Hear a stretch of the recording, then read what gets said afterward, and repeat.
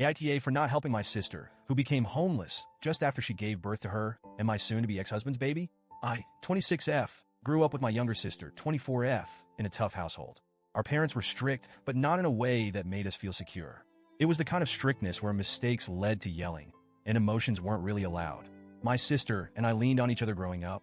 We became each other's emotional support system, and we used to say we'd always stick together, no matter what.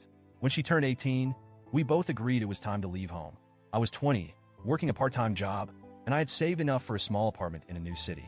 We pooled what we had and moved in together. For a while, it felt like a dream. We had freedom for the first time in our lives, and we were determined to make it on our own. A couple of years later, I met Mark, 28M. He was charming, funny, and had this way of making me feel special. I fell for him hard, and he seemed just as into me. We started dating, and within 2 years, we got married. My sister was thrilled for me, or at least I thought she was. She helped me pick out my dress, plan my bachelorette party, and stood by my side as my maid of honor. I thought she and Mark got along well, but nothing ever seemed out of the ordinary. We were all close.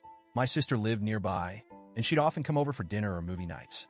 It felt like we were building this little family, something I'd always dreamed of after our chaotic upbringing.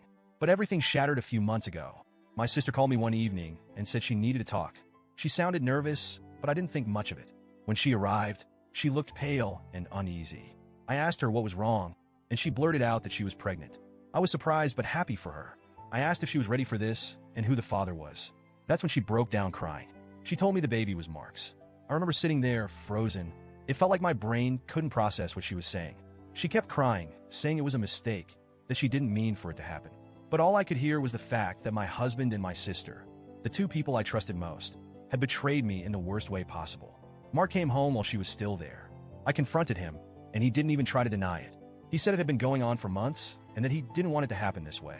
As if there was any right way for this to happen. I kicked him out that night and told my sister to leave too.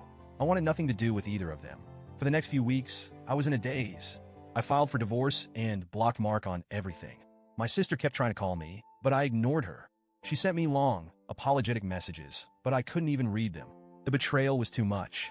Fast forward to a few weeks ago. My parents called me out of the blue, which was unusual. They told me my sister had just given birth, but Mark had kicked her out of his house. She called them from the hospital, saying she had nowhere to go.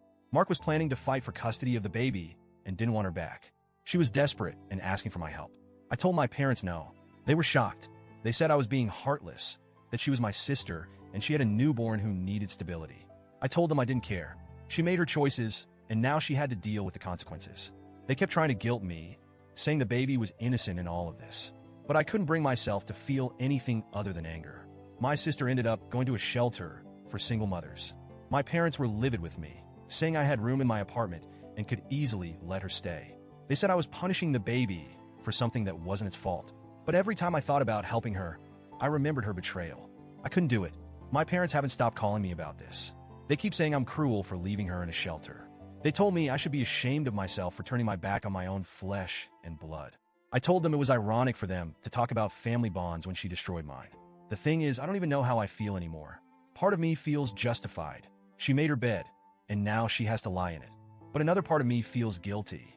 I think about the baby and wonder if I'm being too harsh. But then I remember her sneaking around behind my back, lying to me, smiling in my face while sleeping with my husband. It's a never-ending cycle of anger and guilt. My parents keep pushing the idea of forgiveness. But how do you forgive something like this? How do you move past such a deep betrayal? I'll try to focus on rebuilding my life. I'm in therapy, trying to process everything, but it's hard when my family keeps bringing it up. They act like I'm the villain for refusing to help, but they don't understand how much this broke me. AITA for refusing to help my sister and her baby? Or am I right to stand my ground and cut her out of my life completely?